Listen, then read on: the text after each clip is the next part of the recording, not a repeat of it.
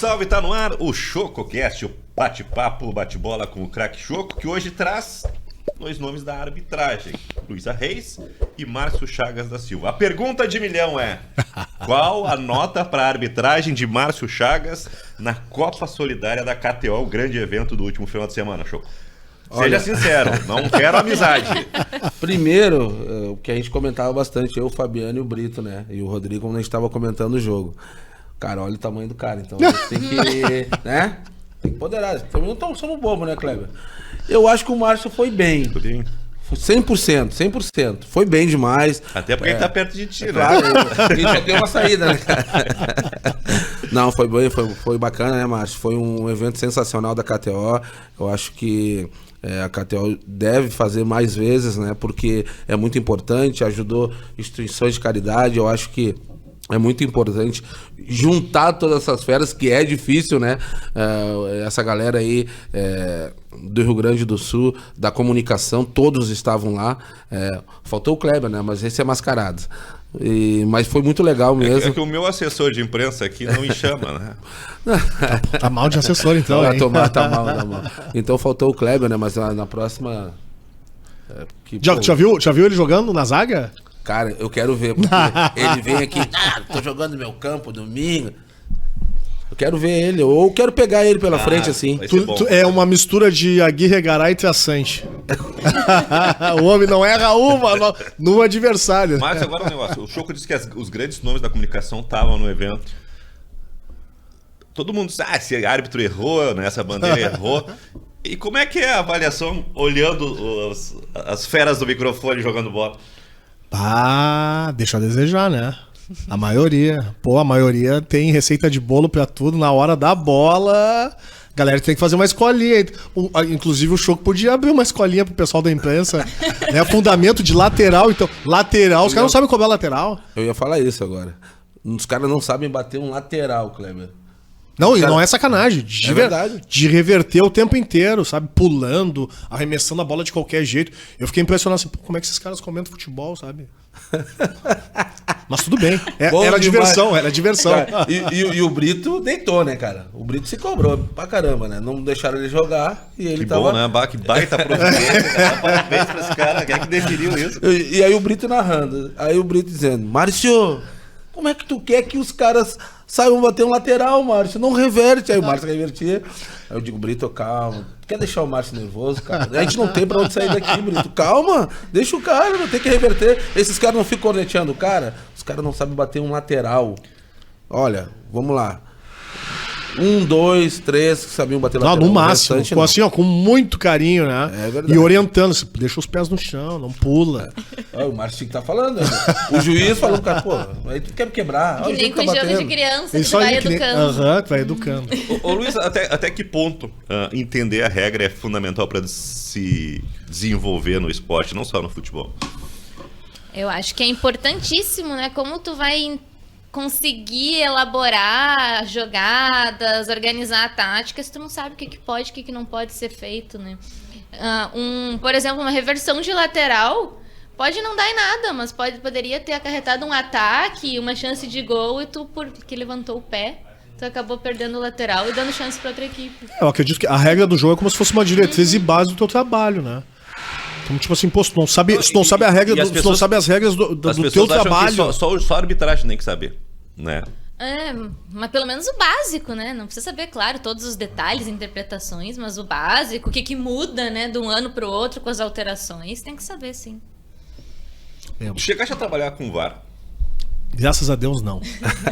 Mas ele trabalhou comigo. Trabalhei com a Luísa, trabalhei com um árbitro adicional, aquele assim, o que ficava atrás das goleiras, que daí depois os caras rechaçaram, dizendo que como se fosse o pardal, né, da arbitragem. Eu gostava, né? Mas era mais ou menos o mesmo processo que acontece hoje na arbitragem. Não eram árbitros tão qualificados para ocupar aquele espaço. Não adianta um cara entrar no quadro nacional e com 1 ano colocar para fazer aquela função. O árbitro, o adicional, tinha que ser tão bom quanto o árbitro do campo. Assim como o árbitro de vídeo, ele tem que ser tão bom ou melhor que o cara do campo para dar toda a sustentação e tranquilidade para aquele árbitro do campo ficar tranquilo, que as decisões dele dentro do campo serão mantidas. O grande problema da arbitragem hoje, Kleber, Choco e Luísa, no meu entendimento, é a busca por um jogo perfeito. E não vai acontecer um jogo perfeito. Né? Até porque são interpretações. E a interpretação, ela está se resumindo àquele velho movimento que hoje virou piada, inclusive nas arquibancadas, como um meme do torcedor do Flamengo, né? O cara passa o jogo inteiro aqui com a mão no ouvido, buscando e terceirizando a decisão. Dentro do campo de jogo, quem tá vendo o jogo é tu, e a decisão tem que ser mantida, independente, a não ser que seja um erro claro e óbvio. Né? Todo mundo viu que... Agora, lance interpretativo, ficar dividindo decisão, no meu entendimento, é covardia. E tu falou um negócio interessante, né? Que tu tem que ter um nível da equipe que tá no campo com a equipe que tá no VAR, com o auxiliar. E às vezes o VAR... Destoa demais. O VAR é uma porta de entrada para quem tá iniciando a arbitragem, né? E tá errado, né? O cara tem que ser tão experiente quanto... Por isso que eu sempre fui a favor do árbitro de vídeo, de preferência, né, que seja um ex-árbitro, um cara que dá... Tipo, cara, dentro do cara já não passa mais num teste físico, sim, fisicamente ele já tá meio comprometido, mas ele tem a experiência. Ele tem a malícia do jogo para entrar somente quando necessário para a informação do árbitro. Cara, apita que eu só vou te passar a informação quando realmente assim, for alguma coisa gritante. Do contrário, as decisões, eu vou respeitar as tuas decisões dentro do campo de jogo e fim de papo. Mas não é o que acontece. Né? É um árbitro novato, daqui a pouco o cara tá nervoso ou quer aparecer. Né? Então tem que ter definido. Isso já é um bate-papo antigo da arbitragem. Tem que ter os árbitros que vão apitar, os árbitros assistentes, os árbitros de vídeo e que não sejam concorrentes. Né? Que não sejam concorrentes.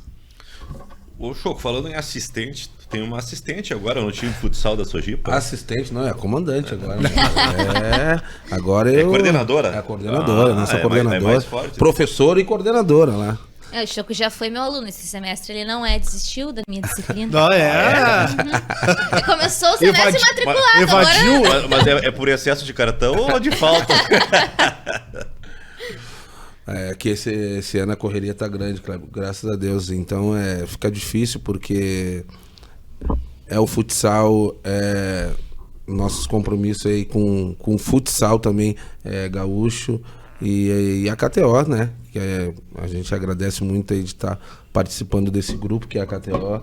A gente tem feito bastante eventos aí e como esse que foi domingo, tem uns jogos da KTO que a gente está fazendo pelo Rio Grande do Sul aí, que reúne uma galera, Sandro Sotile, enfim.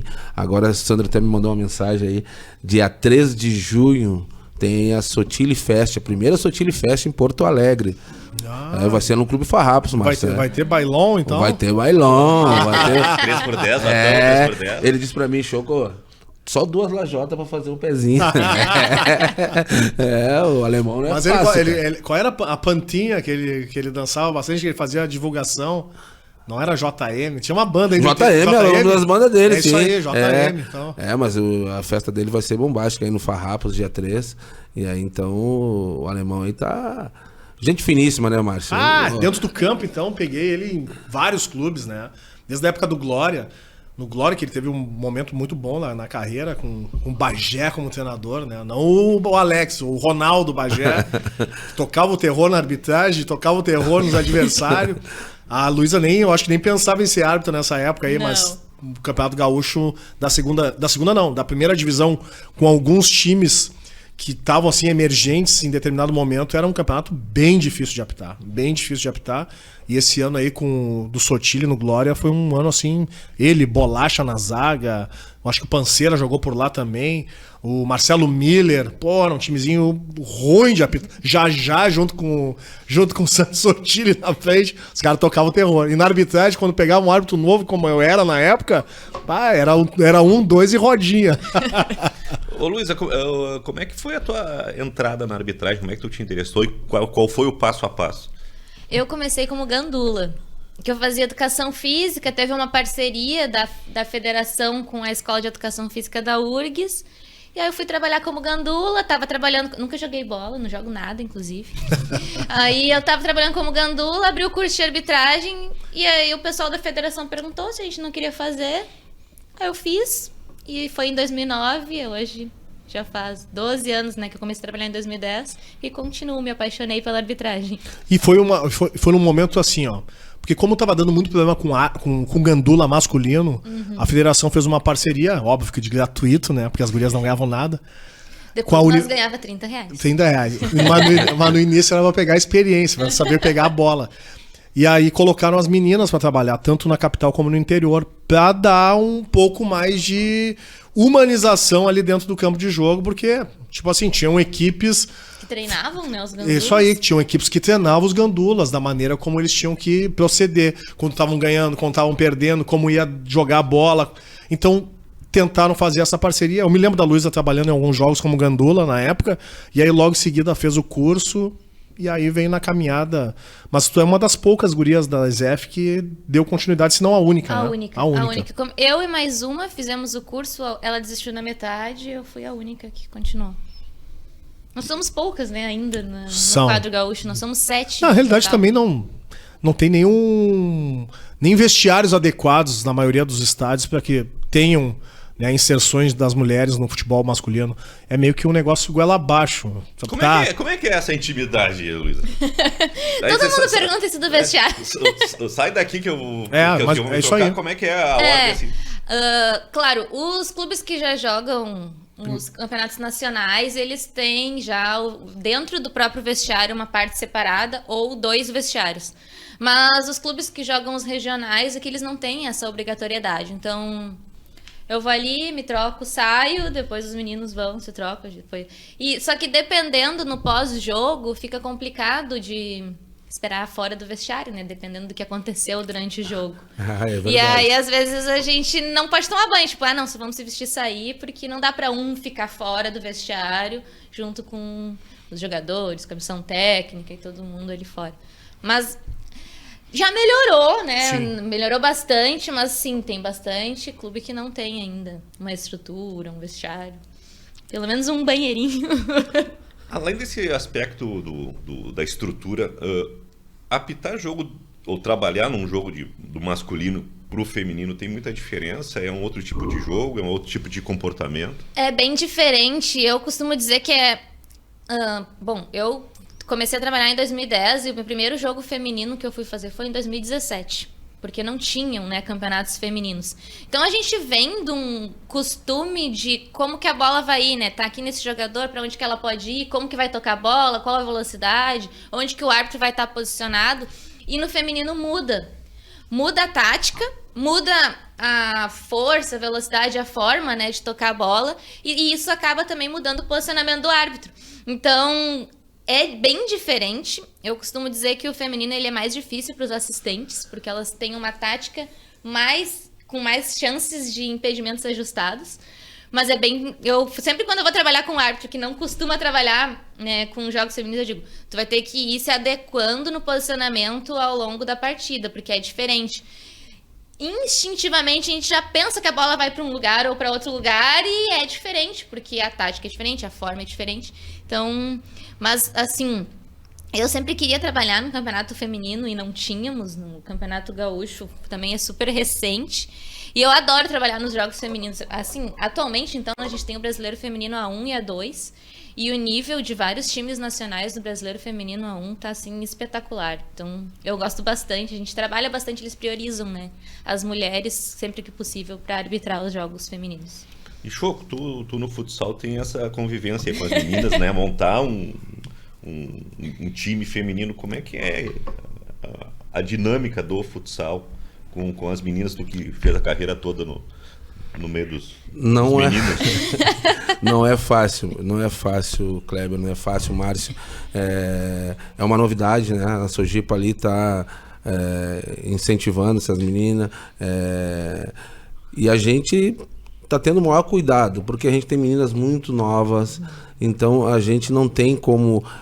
claro, o cara cobra ali até... mas a gente já sabe o limite delas, a gente já sabe. Das minhas atletas eu sei o limite. Até porque também é uma equipe universitária, né? Universitária, isso aí. E então, só que quando vai jogar, né, o nosso diretor Ederson lá, ele não pensa como universitário, não. Ele quer ganhar, ele é aquele diretor torcedor, Márcio. ele vai pra quadra, ele torce, ele fica maluco. Não só ele, toda a galera. Mas tipo assim, tá gostoso de estar ali, tá gostoso de estar junto com as meninas. Cara, tem umas meninas, eu tenho uma goleira de 16 anos, cara, que eu fico brincando com ela. Eu chamo ela de gigante. Aí ela me dá um apelido, eu dou outro apelido pra ela, eu fico brincando.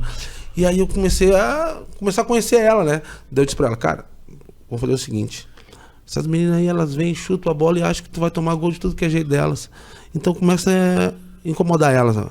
Daí ela começa, vem tu! Não, agora vem tu então. Vê se tu vai fazer gol aqui. Então é aquela coisa, né, que o treino começa a ficar mais gostoso. Sim. As meninas começam a querer bater mais, querer tirar dela, e ela começa a treinar mais, porque tá tendo aquela receptividade das colegas. E, cara, o treino é sensacional. Ontem a gente teve um treino, que no final de semana agora a gente vai a Bento, né? E tem 2 jogos da Copa RS, que é feita pela federação, né? Porque a gente tem a liga e a federação. Então é feita pela federação, e vai ser 2 jogos... dificílimos, né? São 2 equipes. O Imigrante é uma equipe que é sempre o jogo clássico com a Sojipa. Mas, cara, a gente tem um time bom, né?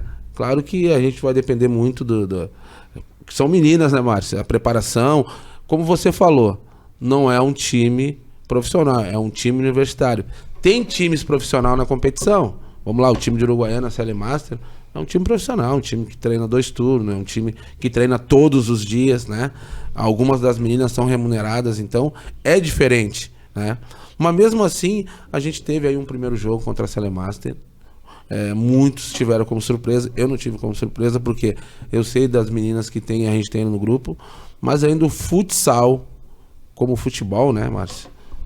Kleber, do futebol masculino, tá muito longe, mas tá muito melhor do que a gente já via antigamente. Então, a gente espera que continue apoiando. Eu acho que o futsal, depois que entrou para a CBF, tá apoiando. A gente tá vendo amistosos da seleção brasileira na Europa, categoria de base indo para a Europa, né? Tem que agradecer o professor Marquinhos Xavier, o Lavoisier, que estão lá dentro, estão dando essa mexida aí para que o futsal seja um esporte olímpico. A gente está brigando por isso, Márcio. A gente teve um bate-papo lá com o seu Clóvis, né?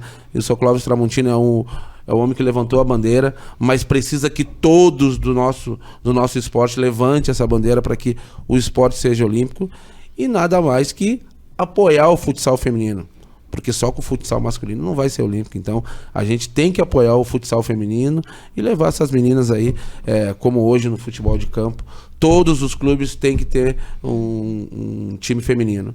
E no futsal, aqui tinha que ter isso também. As equipes que jogam, a liga, que jogam a federação, tinham que ter um time feminino. Aí quando começar a ficar obrigatório isso, Márcio, eu acho que o nosso futsal vai alavancar.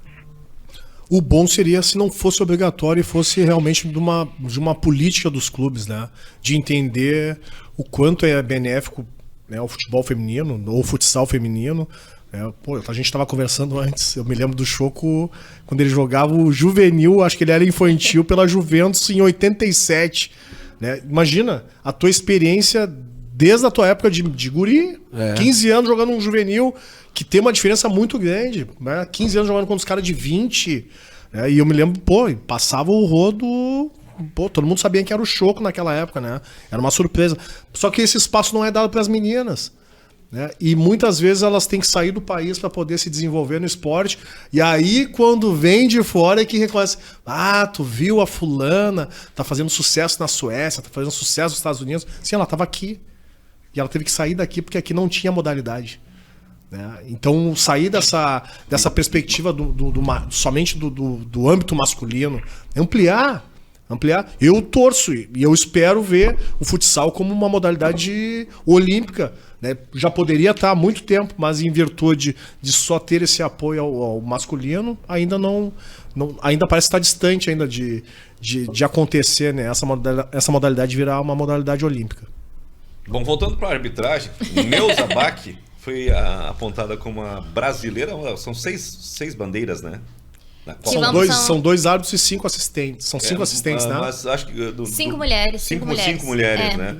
Te agradou a indicação? O que representa isso, Luiz? Muito. A Neuza atualmente atualmente não, já faz alguns anos, ela é nosso ícone, né, de assistente, assim como a Edna, de árbitra.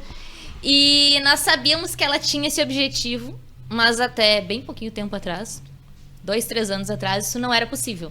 Porque não era possível mulheres do quadro internacional feminino trabalharem em jogos masculinos. Então a Neuza começou, antes de ser possível, ela fazia o teste físico dos homens. Não mudava nada, ela continuava fazendo só os jogos femininos internacionais, mas ela ia lá e fazia o teste feminino dos homens. Aí abriram a possibilidade das mulheres fazerem o teste feminino dos homens e começarem a trabalhar Libertadores, Sul-Americana. Elas foram convocadas para o Mundial Masculino Sub-17 e ela sempre teve como, né, o objetivo dela trabalhar na Copa do Mundo masculino. Só que ao mesmo tempo em que todas nós sabíamos que ela estava se preparando para isso, nós não achávamos que realmente aconteceria agora, né, nessa convocação. Então a convocação dela, ao mesmo tempo que foi surpresa, não foi, mas representou assim para a arbitragem mundial feminina uma etapa que foi vencida, né? Uma barreira que foi quebrada. Foi bem emocionante. A gente tem um grupo com todas as árbitras e assistentes nacionais. E aí estava todo mundo muito emocionado. A Neuza estava muito emocionada. Então foi realmente muito marcante, muito feliz para as árbitras do mundo inteiro, né? E Márcio, além da Neuza, como assistente, a indicação dos 2 árbitros brasileiros para a Copa te surpreendeu? Não me surpreendeu. Já vinha num processo... Nos jogos de Libertadores já dava para ter um parâmetro que seriam a gente achou que ia ser um dos dois, né? Um dos dois, ou um titular, outro reserva, um do outro, mas eram os dois que estavam sendo trabalhados para isso.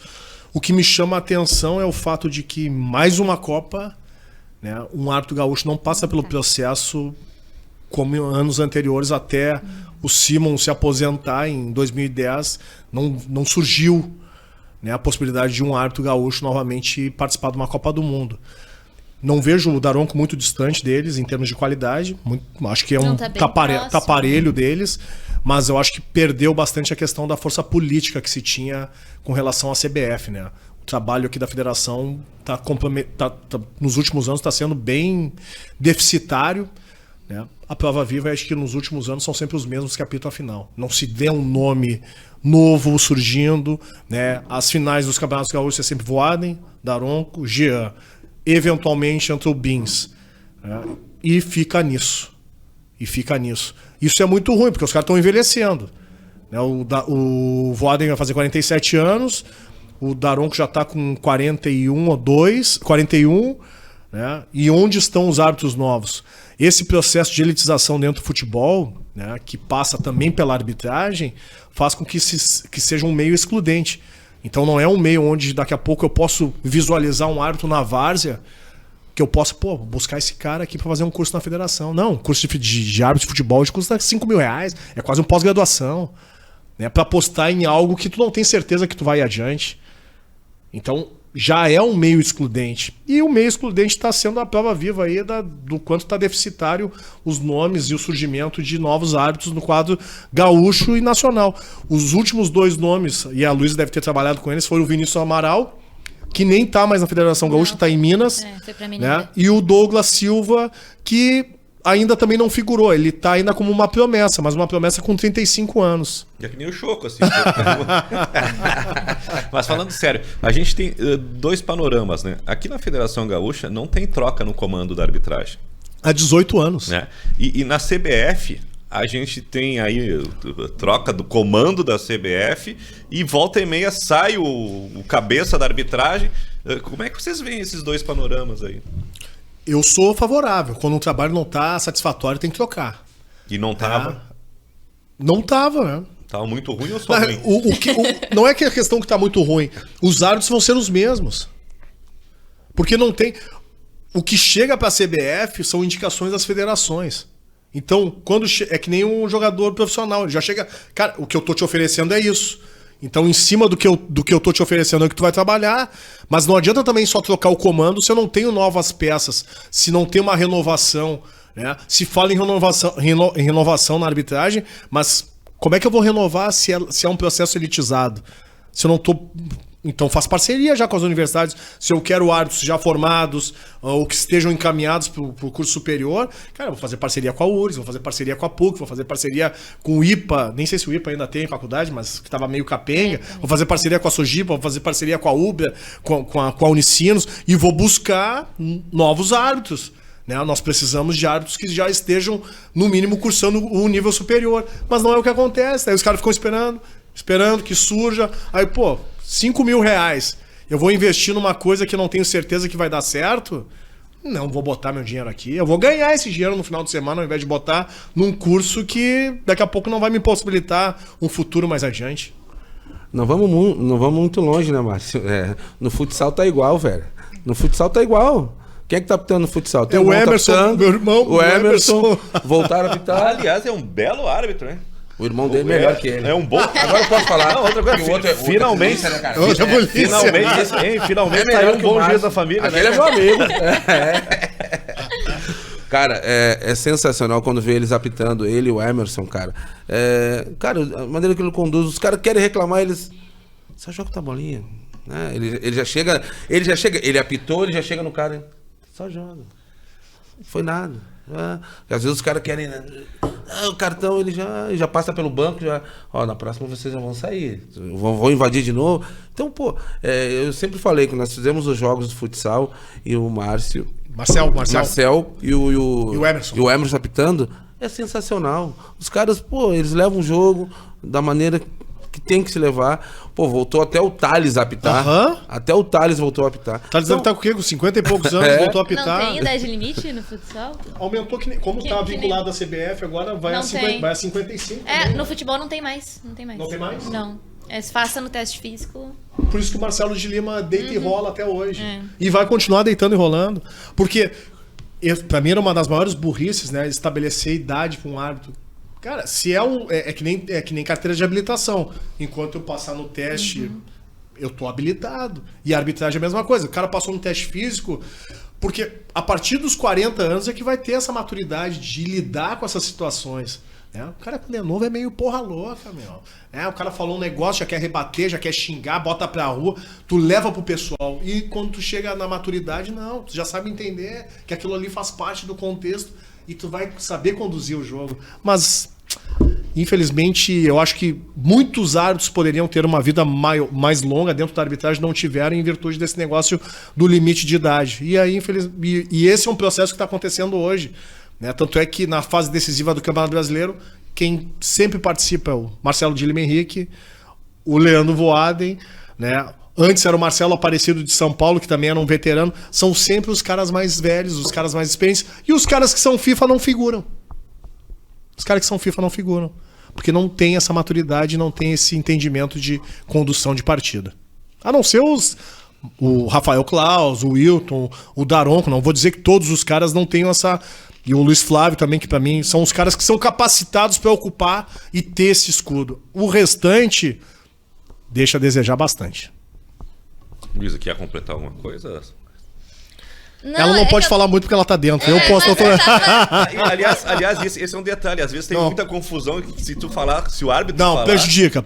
Eu sei porque eu já fui. Então tu tem que ter um cuidado. Eu entendo a Luísa, porque qualquer coisa que se fale, né, daqui a pouco vai ter um colega que vai levar, tu viu que ela falou isso, traíra, não sei o quê. Tu não pode ter autonomia e a tua opinião. Né? Tu tem que ser um gado, literalmente, tem que acompanhar a boiada. Mas... E por isso que a arbitragem brasileira está patinando nos últimos anos. Porque as pessoas parece que não têm opinião para as questões políticas, não têm opinião para as... E eu não estou falando partidário. Questões políticas, questões sociais, questões raciais. Acontecem os casos de racismo, eu nunca vejo nenhum árbitro opinando. Sabe? E o Brasil hoje, cara, acontece tanto nas competições nacionais e estaduais, como é alvo nas competições sul-americanas, e ninguém se manifesta. Por quê? Ninguém quer se dispor.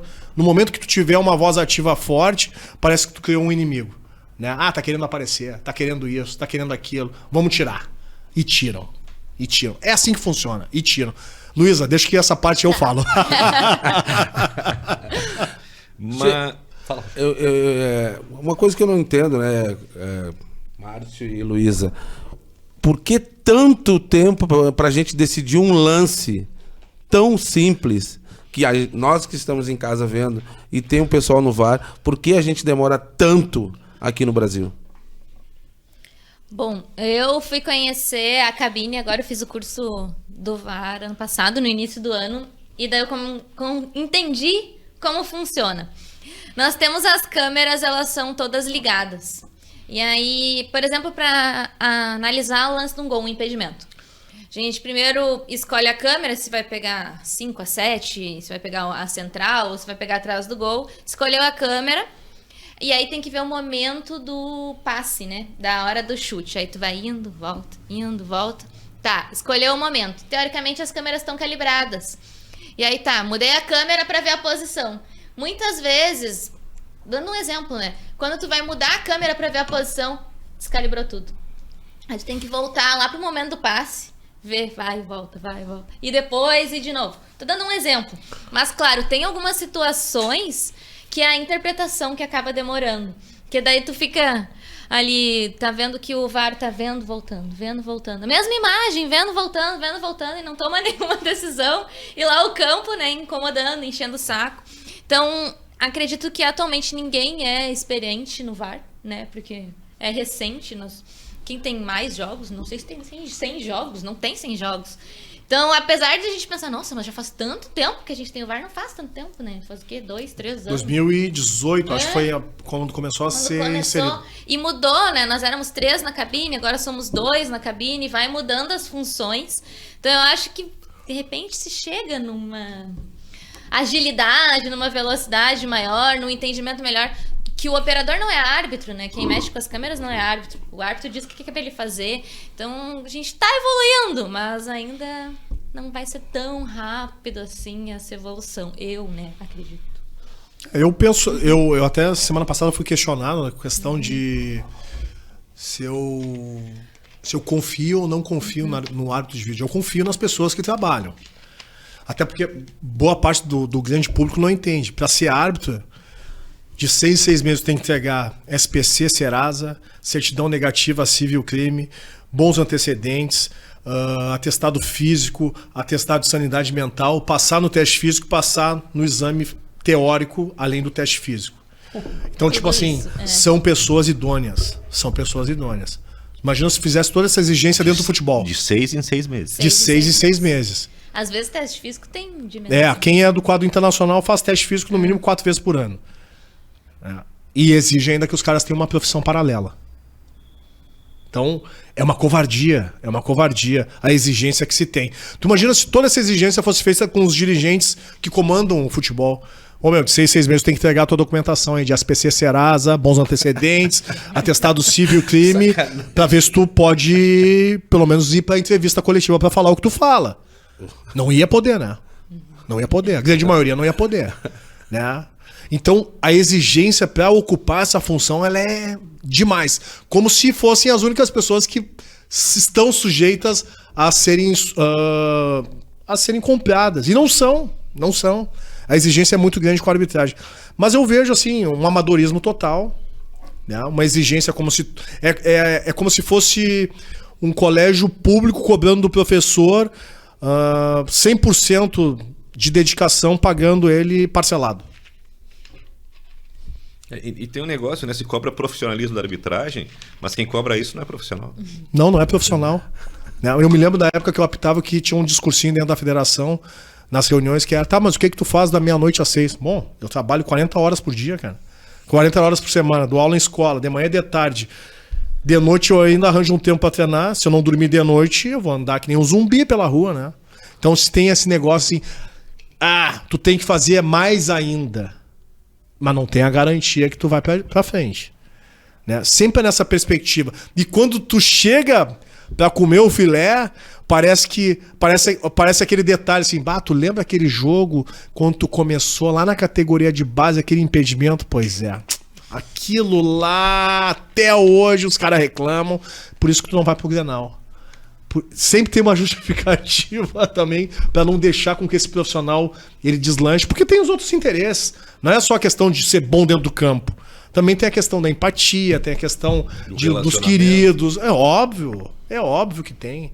Né? Mas como em todos os trabalhos tem. A arbitragem ela não foge. A única covardia que eu vejo é a questão da cobrança, como se as únicas pessoas idôneas tivessem que ser os árbitros. E são. Só que não tem um treinamento adequado. Na minha época de árbitro, inclusive os treinamentos que eu tinha que fazer na Granja Comari, quem tinha que botar do bolso era eu. Era cada um por si. Porque o grande medo da CBF, também da federação, era a vinculação empregatícia. Se a gente der passagem, daqui a pouco os caras vão, numa questão judicial, colocar o vínculo empregatício. Então, eles que ponham do bolso deles. Se eles querem se desenvolver, quem quer fazer algo a mais tem que pagar também. Tu imagina, quem não tem um poder aquisitivo para bancar uma passagem, daqui a pouco não pode fazer um curso. Isso tem volta, não? Ou vai ser sempre assim? Eu acredito que vai ter uma mudança no momento que essas cabeças, né, conservadoras, velhas, saírem do comando. Entender que a arbitragem ela não é gasto, ela é investimento. Quanto menos confusão e mais qualificada for a arbitragem, melhor para o desenvolvimento da modalidade, em todos os sentidos. Em todos os sentidos. Mas enquanto eu enxergar a arbitragem como um gasto, né? E inclusive aqui no Rio Grande do Sul tem uma particularidade, deixa que eu falo, Luiz. O quarto árbitro, ele fica que nem um otário correndo em volta do campo, o que é ilegal. Na regra do jogo não pode fazer isso. O quarto árbitro tem uma função administrativa, que é de pegar a relação dos atletas, das equipes que vão participar, e controlar os bancos de reserva. Só que aqui no Rio Grande do Sul, a determinação é que ele fique correndo em volta do campo. E vocês podem observar que no gauchão, o quarto árbitro ele fica que nem um bobo ali na beira do campo. Então ele corre, vai para trás da goleira, volta, vem pro meio do campo. Quando tem uma substituição, às vezes ele tá atrás da goleira, não consegue fazer, o delegado tem que esperar ele voltar. Ele tá num desvio de função. Porque a justificativa da arbitragem, de quem comanda, é que eu tenho que justificar o pagamento, o teu pagamento. Né? Eu não pago para tu ficar assistindo o jogo sentado ou comandando somente os bancos de reserva. Tu vai ter que trabalhar também. Então, cara, acabou isso, sabe? Tu é quarto árbitro, a função eu não vejo nenhum quarto árbitro na Europa correndo que nem um otário em volta do campo. Os caras fazem a função dele. Ali comandam os bancos de reserva, não deixam que ninguém invada o campo. Quando tem alguma situação de indisciplina, chama o árbitro, indica quem é que tá cometendo a indisciplina, um cartão amarelo ou vai expulso, e fim de papo. E eu não vou atribuir a ele mais uma função para justificar o pagamento daquela equipe. Como acontece aqui. Ô, Choco, tu fazia muita cera. Só quando tava ganhando. Futsal não tem cera, né? Até porque o tempo é parado. Futsal, o cronômetro para e aí não tem cera. Não tem como. Mas isso é uma das coisas que... Mas tu consegue esfriar o jogo, o time tá... não. Aí, o que a gente tá vendo é como o goleiro tá se lesionando, o Não, time tá ganhando. Depois de uma grande defesa, sempre tem uma grande lesão. Mas tu sabe que tem coisas que estão mudando, estão querendo trocar a substituição do goleiro também. Ele caiu, aí ele tem que sair. E aí tu tem um tempo pra depois colocar o goleiro na quadra. Então fica complicado, né? Mas, cara, o futsal ainda continua sendo muito dinâmico, perto do campo. Por isso que eu falo, cara, o que dá um jogo de campo? O tempo real de jogo de campo. Porque, 60%? cara... 60%. 60%. Os caras estavam tentando, né, na diminuição de faltas, um determinado momento. Acho que o cara assim meio precursor disso foi o Voaden, né, em 2008, 2009, que deixou o jogo começar a fluir, mas ao mesmo tempo assumiu um risco, mas assumiu e bem o risco, porque ele ficou caracterizado por isso. E nos jogos que ele apitava, normalmente os jogos dos 90 minutos, pelo menos tinha 60 e poucos minutos de jogo de bola rolando, né, que foi um diferencial. Foi um diferencial, assim, logo que ele surgiu com esse padrão, né, e de critério de deixar o jogo fluir. Mas te confesso que não passa de 60% do tempo de jogo, assim, de bola rolando. Seria muito mais interessante daqui a pouco um tempo 35 minutos cronometrados do que 90 minutos onde a bola rola 50, 52 minutos. Eu até comentei uma vez que seria interessante no campo isso, né? Imagina 30 minutos cronometrado. Pode ser até 30. Não, 35 acho que 35. seria pelo valor do ingresso, né? Pô, ingresso tá 100, 120, 150 reais, Pô, que é elitizado também, não é mais nada popular. Então, pelo menos dá uma condição. Pô, vou pagar 100, 120 conto, 70 minutos de bola rolando, né? Eu acho que... É outro jogo. É outro jogo. Outro jogo. O Márcio e Luiz, eu queria falar sobre 2 assuntos. Machismo no futebol. Eu estava procurando aqui campeonato pernambucano. A Débora Cecília sim. quase foi agredida pelo Jean Carlos. Acho que ele pegou... Na final do campeonato. E ele pegou 10 jogos só no pernambucano. Foi só no regional, isso. Que tipo de pressão tu enfrenta, né? Como é que é o comportamento dos jogadores em relação a uma auxiliar? E como é que tu vê, né, conscientização em termos de que o machismo não impere?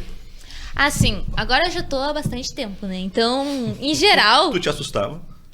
Não, logo quando eu fui entrar, eu fiquei pensando assim, gente, não sei onde que eu tô me metendo, porque eu imaginava assim, não sei o que eu imaginava. Uma romantização, vamos não me tratar sei. bem porque eu sou mulher, mas não. Não sei.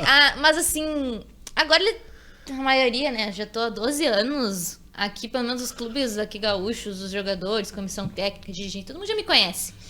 E quando a gente vai para os nacionais, sempre tem um dirigente, alguém da comissão técnica, um jogador que jogou aqui. Sempre tem, impressionante, sempre tem. Então, eu já tô numa fase em que as pessoas já sabem quem eu sou. E isso facilita bastante. Não tô dizendo que não tem desrespeito, que não tem xingamento, que não tem... Preferiam que fosse um homem que estivesse ali. Mas pelo menos eles respeitam a minha presença. Não falam na minha frente, não reclamam na minha frente. Mas a gente escuta muito, muito, muito, muito da torcida. Muito mesmo. E isso é uma coisa que não evoluiu nada. Desde quando eu comecei, lá em 2010, que eu comecei a trabalhar no campo, até agora, a torcida, eu acho que até piorou, assim, porque parece que a torcida utiliza esse espaço para botar para fora as coisas. Então, atualmente, isso tá pior. Eu sinto pior. O Roger Machado, ele fez uma frase esses dias, né, a respeito do ambiente político que a gente está vivendo. Parece que está liberando. Né? Legitimou. Na realidade, legitimou. Autorizou, né? Legitimou a escrotidão. Os caras não medem mais. Eu sou escroto, fim de papo. Vou falar dentro do estádio. Eu sei que não vai dar nada e era isso. A gente vê um número absurdo no crescimento de feminicídio, agressão à mulher. E isso, né? O futebol sempre, o esporte em si é um meio de educação e conscientização. E a gente não consegue ver nenhuma ação no futebol. Eu até percebo dentro, como eu digo, dentro do campo, eu percebo que tem um maior respeito às mulheres, já tem mais mulheres trabalhando, assim, mas por parte da torcida, não. Sabe como é que eu analiso isso, fazendo uma analogia? Eu vejo a inserção da mulher como as escolas inclusivas, sabe? Se quer inclusão, mas não se dá o ambiente para se ter essas mulheres ali dentro. Os vestiários não são adequados, né? O comportamento dos torcedores nada adequado, né? A Luísa já pegou, acho que um tempo melhor em termos de aceitação dos jogadores, mas esse ano a gente observou, tanto na final do Pernambucano como no Campeonato do Espírito Santo, que a moça tomou uma cabeçada no rosto. A Marcele, né? Marcele. Tomou uma cabeçada no rosto. Cara, esse cara tem que ser preso. Além da agressão, ele tá fazendo. É Lei Maria da Penha, sabe? E aí tu olha assim, se um colega dela, né, um dos árbitros, dá uma bomba na cara desse cara, a culpa vai ser da arbitragem. Mas ela receber a cabeçada, o que ela tá fazendo ali? Por que não tá em casa cuidando dos filhos? Então, se tem essa legitimidade hoje para ser escroto dentro do espaço do... Porque são leis distintas, né? Tem a lei social e a lei dentro do estádio. Dentro do estádio, eu paguei ingresso, eu posso fazer o que eu quiser. Eu posso ser machista, homofóbico, racista. Eu posso ser o que eu quiser, porque não tem lei ali dentro. Ali é Deus nos acuda e salve-se quem puder. Márcio, acho que 2014 foi o episódio de Bento. Foi o último, né? Na realidade... Mas eu já tinha vindo numa sequência de alguns anos anteriores também ter passado por aquela situação. Muitas pessoas não sabem. Eu já tinha, em 2005, em Caxias do Sul, com um técnico do Encantado, né? O irmão do Casemiro Mior. Em 2006, em Porto Alegre, no Campo do Cruzeiro. E aí, esse que para mim foi o pior, né, em termos de repercussão, que foi esse de Bento Gonçalves, que foi o que decretou para eu sair da arbitragem. Né? Porque chegou um determinado momento, cara, eu vou ficar representando essa entidade por quê? Né? Eu tô denunciando, eu tô informando na súmula. Eu chego no Tribunal da Federação e o advogado de defesa do esportivo tem a ousadia de dizer que chamar negro de macaco não é ofensivo. Estão acostumados com isso. Agora, se deparar com um veículo com as portas amassadas, isso sim é doloroso para um homem, conforme a propaganda dos Poços Ipiranga. E todo mundo ri ali dentro daquele ambiente. E ele continua lá. Continua lá. Parece que ele é o especialista em liberar os casos de racismo. Todos os casos de racismo que acontecem no futebol gaúcho, quem defende é esse mesmo advogado. Então, tipo assim, como é que eu vou continuar representando uma entidade tendo que circular no meio desse cara com naturalidade? A minha vontade era ter quebrado a cara dele. Mas se eu quebrasse a cara dele, quem é que ia ser o irracional, no caso, seria eu. Então, como diz o ditado, os incomodados que se retiram. O único incomodado na situação ficou sendo eu. Sair e fim de papo. Mas eu não vejo nenhum movimento dentro da federação, né? Mudou gestão, mudou presidência, os casos só aumentam. Não adianta fazer plaquinha, camiseta, videozinho institucional. Tem que agir o regulamento. Se é lei, tem que ser cumprida, mas não está sendo. Infelizmente, o Rio Grande do Sul, nos últimos anos, tem sido o pioneiro e o campeão nos casos de racismo no país inteiro. Vai chegar um determinado momento que as pessoas não vão querer mais vir jogar aqui, com medo que aconteça isso. Pois é, e aqui eclodiu aquele episódio do Aranha. Né? No mesmo ano. E a gente não consegue ver assim uma evolução no tratamento dessa questão. Tu viveu, né? Tu viveu diretamente isso aí. E é impressionante porque divisão de acesso. Toda semana tem um caso. Toda semana tem um agora em Foi o atleta do Venâncio Soares lá em São Gabriel. Uhum. Aí três semanas atrás era em Venâncio Soares Isso. alguém xingando um atleta do São Paulo. Né? E aí, isso acontece, passa batido e ninguém toma uma atitude. O que eu posso dizer? Que o ambiente estrutural da federação é um ambiente racista também. Não estou dizendo que todas as pessoas sejam, mas a estrutura em si é. E enquanto eu não tiver pessoas e uma equidade dentro do Tribunal de Justiça Desportivo, pessoas negras representando, cara, como é que eu vou... Né? E aí eu vou trazer um outro caso que foi a negligência da FIFA em 2019, quando fez o código disciplinar transferindo a responsabilidade para a arbitragem nos casos de racismo na Europa. E aí eu fiquei pensando assim, bom, o cara tem que paralisar o jogo. Havendo a continuidade, ele tem que paralisar e comunicar nos alto-falantes através do representante da competição.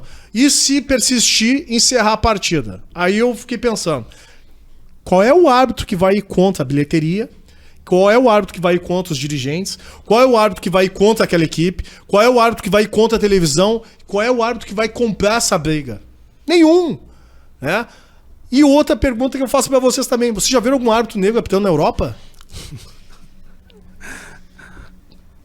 Nunca. Qual é o árbitro que vai comprar essa briga na Europa? Se lá os caras não vão... Se no Brasil os caras não compram a briga, que é um país que tem 56% da população autodeclarada negra, tu acha que na Europa os caras vão comprar essa briga? Não vão comprar. Então a FIFA simplesmente falou assim, não é mais problema meu, é de você. Se o árbitro paralisar e comprar a briga, beleza. Se não, segue o baile, segue a boiada e fim de papo. Nesse episódio todo que decretou o teu afastamento da arbitragem, né, saiu do quadro, alguém foi solidário contigo? Da arbitragem, alguns colegas de fora, né? Eu até cito, né? Um cara que me surpreendeu foi o Renato Portaluppi na época. Era um sábado de tarde, tocou um telefone, um 021, ele... Márcio, Renato! Eu disse, porra, queria... Cara, tô te ligando porque eu fiquei muito chateado, eu me criei lá e os caras continuam com a mesma mentalidade. Pô, tu é um cara bacana. Teve algumas pessoas solidárias, mas do ambiente, da federação e dos meus comandantes, zero. Tanto é que eu não posso nem entrar na federação. Eu sou persona não grata dentro da federação. Eu, desde 2014, eu não entro na federação. Não sou convidado e também sei que há um movimento de não me receber lá dentro. E eu também não faço questão de ir lá porque eu não tenho nada pra fazer lá dentro. Tu nunca vai ter uma plaquinha na calça da fama? Nunca. De repente no banheiro. Mas na calçada da fama, não. Que coisa, né, cara? E a gente tá enfrentando isso direto, Márcio. É impressionante. Cara, graças a Deus que no futsal a gente não tem tido esses problemas, né, cara? Mas são modalidades diferentes. Por enquanto, que bom. Eu vejo que esses esportes de quadra, o comportamento é diferente. Né? As pessoas são mais profissionais. Né? Tanto no vôlei como no basquete. Não que não aconteça. no vôlei, no basquete, no futsal. Parece que a cabeça dessas pessoas, elas mudam e até reconhecem quando não quero ganhar levando vantagem. E no futebol tem isso. Eu quero ganhar a qualquer preço. Mesmo que eu faça um gol com a mão e eu vou levantar as mãos pro céu e vou dizer aleluia, o gol não é meu gol é de Deus. Né? Como já aconteceu por aqui, e o cara ainda ser enaltecido. E as cobranças, elas sempre são com relação à arbitragem. Ela não vai nunca dizer que o seu atleta fez uma irregularidade para fazer um gol e aquilo ali foi beneficiado por um gol ilegal. Não, foi legal, tá tudo certo, 3 pontos, tá na conta e era isso. Mas esse episódio todo, isso dispara esse teu ativismo político, tu foi candidato, né? Tu faz campanha, tu é um cara engajado, consciente. O quanto isso foi importante para tu virar a chave? Ou tu já estava pensando nisso? Não, eu sempre fui um cara super consciente, né? Com relação às questões raciais, até porque meu pai e minha mãe nunca romantizaram essa questão dentro da minha casa. Eu venho de um período... Eu sou de 76, vou fazer 46 anos... Então eu peguei um período de ditadura e transição de ditadura para as diretas já. Então um processo político muito importante dentro do país e automaticamente de entendimento, de saber qual o papel do negro nessa sociedade, né, que insiste em desumanizar a população negra. Só que o episódio ele só me potencializou em termos de repercussão, assim, para eu poder me manifestar. Óbvio que se eu tivesse dentro da arbitragem, jamais eu conseguiria ter essa voz ativa que eu tenho hoje, porque é um ambiente extremamente nocivo, opressor, que faz com que os árbitros não se manifestem. Quando aconteceu o fato comigo em 2014, eu tive uma pressão muito grande da federação para não falar mais, né? Tipo, esquece, deixa pra lá, pô, tu vai prejudicar a tua carreira, né? Eu acho que tu tá perdendo foco. Não perdi foco nenhum. Eu só tô falando de uma coisa que me prejudica há muito tempo, inclusive dentro do futebol. E aí, quando eu observei que aquele ambiente ele não me deu o acolhimento necessário e também não foi humano da maneira como eu imaginei, eu pensei junto com a minha família, sabe de uma coisa, cara? Encheu o saco... Eu não vou ficar aqui escutando esse monte de balela desses caras aqui o resto da minha vida. Vai acontecer de novo e vão dizer, é só contigo. É só comigo porque eu era o único. Porque eu era o único. Né? Depois de 8 anos, para vocês terem uma noção, depois de 8 anos, esse ano voltou a ter um árbitro negro apitando no Campeonato Gaúcho da primeira divisão, um rapaz de Livramento, Wagner Echeverria, né? Depois de 8 anos. A retaliação que não aconteceu comigo, aconteceu com os demais negros que esperavam chegar, né, na primeira divisão do Campeonato Gaúcho, que tiveram que largar porque não tiveram oportunidade. E aí esse ano, eu acho que por uma pressão muito forte, em virtude de todos os acontecimentos que vem, né, nessa levada nos últimos anos no futebol gaúcho, acho que meteram meio que por goela abaixo. Pá, vamos calar a boca dessa negrada aí, porque vamos ter que botar um negrão para apitar, porque senão vai ficar mais feio ainda do que já vem acontecendo.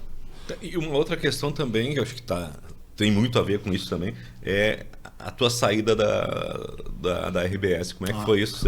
Foi mais traumático ou tão traumático? Não foi tão traumático porque eu já esperava. Eu já esperava porque quando eu fiz a matéria com o UOL em 2019, que tinha um título da matéria Matar Negro Não é Crime, a do Baraterra, que era uma das falas que lá em Bento eu escutava bastante, na torcida do Juventude também, ali eu sabia que eu ia ser demitido porque era uma questão de tempo, né? Quando eu entrei na RBS em 2014 e fui fazer a minha primeira transmissão de Gauchão em 2015, a gente não foi a Caxias porque já havia um movimento dos caras da torcida do Juventude invadir a cabine para me pegar. Então o Gustavo Manhago era o chefe do esportes naquele momento. Ele achou pertinente a gente fazer a transmissão por tubo, né, pelo estúdio. Só que daí depois teve a fase decisiva e aí teve o Juventude Inter, e a gente foi fazer a transmissão e no intervalo da partida tentaram invadir a cabine de transmissão. 2 torcedores, né, me chamaram de tudo e tal. E o Brito e o Maurício estavam apavorados, aí eles, tirem esses caras. Não. É até bom que vocês vejam, porque quando a gente fala que passa por isso, vocês não acreditam. E hoje vocês estão observando aqui ao vivo o que está acontecendo. Só que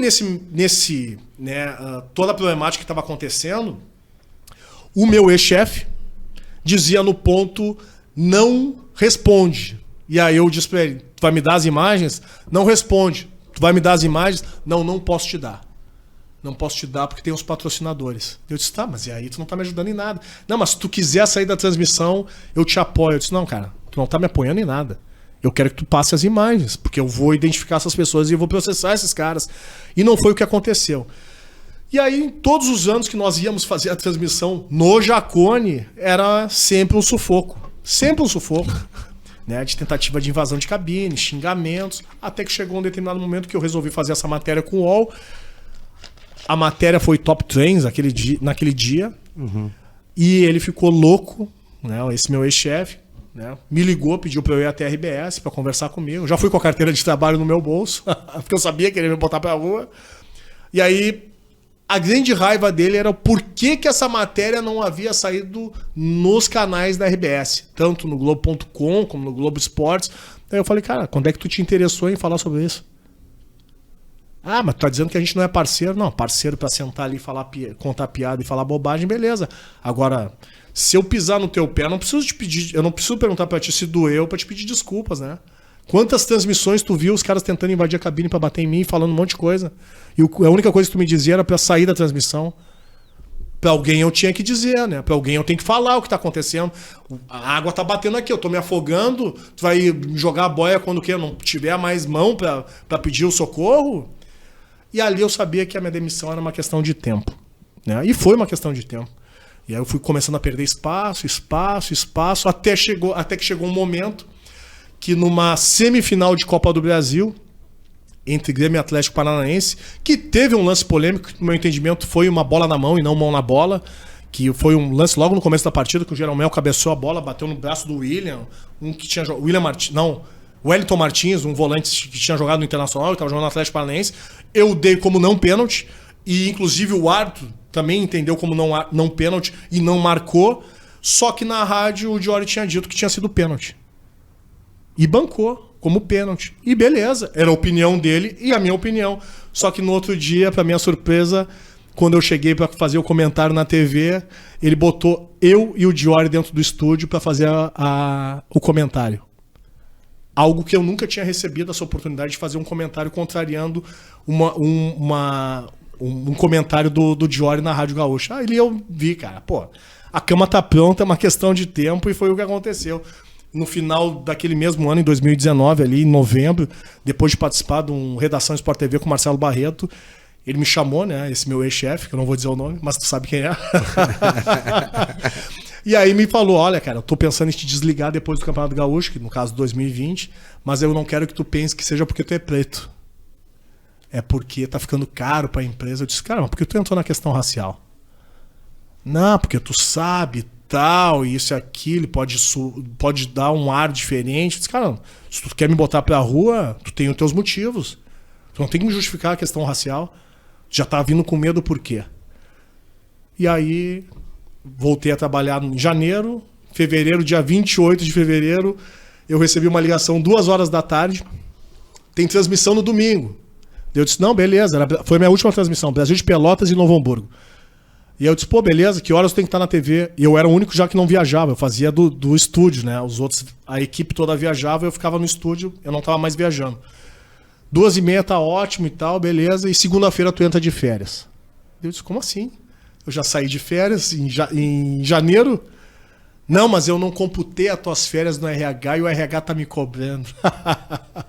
Aí eu vi, minha cama tá mais do que pronta, né? É só eu deitar e colocar a coberta por cima, e foi o que aconteceu. Depois das minhas férias, não deu 20 dias, né? Já tava na pandemia, e eu fui demitido por telefone numa sexta-feira, com a minha mulher fazendo quimioterapia, e eu com meus 2 filhos em casa, tomando uma pressão para eu ir até a TV.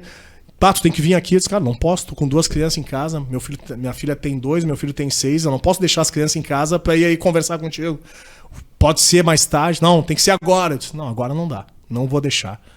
E aí me deu um insight, assim, quando terminou a ligação, eu fui olhar meu e-mail corporativo, já estava bloqueado, não deu 5 minutos, ele me ligou e disse, tô te desligando, e fim de papo. Eu disse, beleza, valeu. Foi assim que saí da RBS. Que coisa. Coisa boa, hein, galera? E tu reclama da vida, Tu hein? saiu assim também? Não. Saiu assim também? Luísa, Não enfrentei essa barra que o Márcio enfrentou. Tá louco. loucura, né? Meu Deus. Eu lembro desse E esse episódio, mesmo mano. chefe, pra tu ter uma noção, pra ver E eu começo a analisar, né, o quanto a minha presença ali incomodava.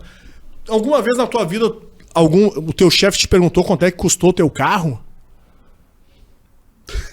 Pois é, eu tive esse episódio um dia. Dando carona, ele perguntou: quanto é que custou esse teu carro? Eu disse: muito menos do que tu imagina. Então, tipo assim, era um incômodo a minha presença ali dentro. Era um incômodo e pela questão da militância, mais ainda. Mas beleza. Eu não tenho queixa nenhuma dos meus colegas, muito pelo contrário. Conheci pessoas sensacionais lá, tenho contato com a galera até hoje, mas as questões de gestão, tu trabalhou lá dentro, eu não sei qual é a tua perspectiva e qual é a tua análise, mas pra mim ela peca demais. É como se fosse um Grêmio estudantil, assim. É o poderoso chefão pra uma gurizada que não tem compromisso algum. Não tem compromisso algum. Não tem compromisso em saber se o funcionário tá bem, se a família tá legal. Tipo assim, cara, é o produto, como eles falam. Tu tem que me entregar o produto. É o produto. Não entregou o produto não tá satisfatório. Tchau e bênção. Não é fácil, cara. A vida como ela é, Márcio. É assim, não adianta. Luísa, e aí? Esse enfrentamento aí. Futsal, professora... Choco. Machismo. Como é que é enfrentar todas essas batalhas que você tem durante o dia aí? É uma correria, nossa, porque até eu brinco que enquanto tem um espacinho, a gente coloca mais uma coisa pra fazer, né? Que daí foi o que eu fiz agora com o futsal. Eu já tava com a vida uma correria, daí veio o convite do futsal e eu... mas vou abraçar. E eu até falei que a gente tava conversando sobre isso com a direção. Foi mais por ser o time das meninas, né? Eu olhei, como é que eu não vou aceitar um convite assim, né? Pra coordenar as meninas. Eles queriam uma professora, do que pela experiência que eu tenho com o futsal, que a minha experiência é no campo, né? Uhum. Então, se tornou... Faz o quê? 2 semanas, eu acho, que eu tô como coordenadora. Eu até brinquei Já que te arrependeu ainda? Não, eu brinquei que eu acho que o Choco se arrependeu, porque ele não deve mais aguentar ouvir minha voz. Daqui a pouco vem no WhatsApp: oi, sou eu de novo. Então, mas tem sido uma experiência ótima, tô gostando bastante. Eu adoro dar aula. Eu fiz mestrado e doutorado para dar aula na graduação e terminei meu doutorado não faz nenhum ano e tô dando aula ali na faculdade já faz 2 anos. E eu adoro muito dar aula, é muito gratificante para mim. E a arbitragem, apesar de... Bom, se eu pudesse viver disso, seria um grande sonho. Mas não posso, né? Não tem garantia nenhuma. Então, a gente vai jogando um pouquinho os treinos, a arbitragem, a faculdade. Agora eu coloquei o futsal, então é uma correria sempre. E o legal de ouvir a Luísa falar sobre isso, pra quem critica a arbitragem e quer profissionalismo, como é que vai ter profissionalismo desse jeito? Tu vê, ela é professora universitária, dá aula, não sei se tu dá ainda ao teu personal.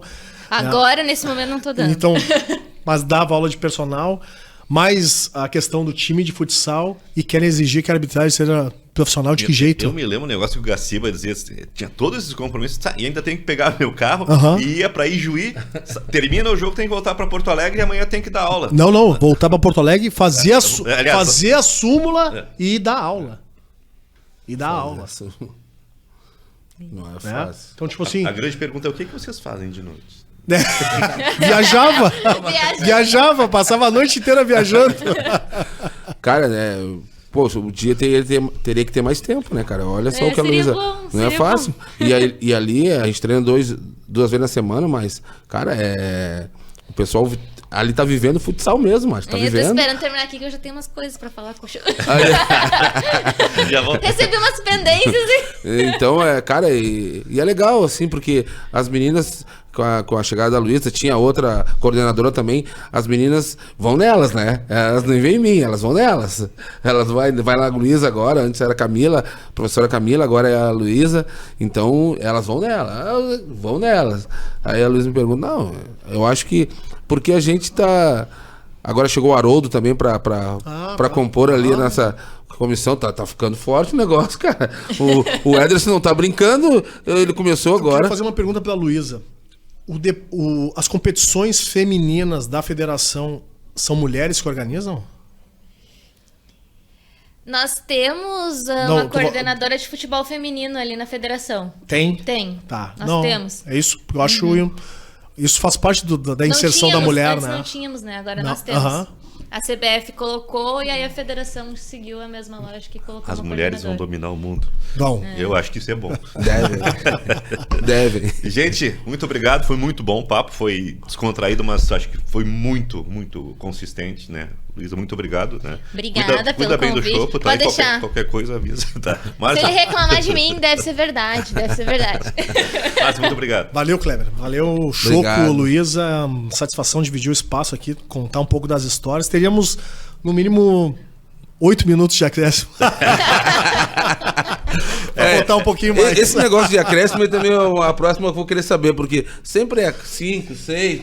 O jogo parou 20 minutos, eles dão 4, 5, 4, 5. Nessa média de 60% de bola rolando, a gente chega a 52, 55. Né? E cadê o resto? Cadê o resto? Só 5 de acréscimo. Não, mas eu carrego esse estigma, né, até hoje dos acréscimos, mas hoje nenhum jogo de Série A do Campeonato Brasileiro tem menos de 6, 7.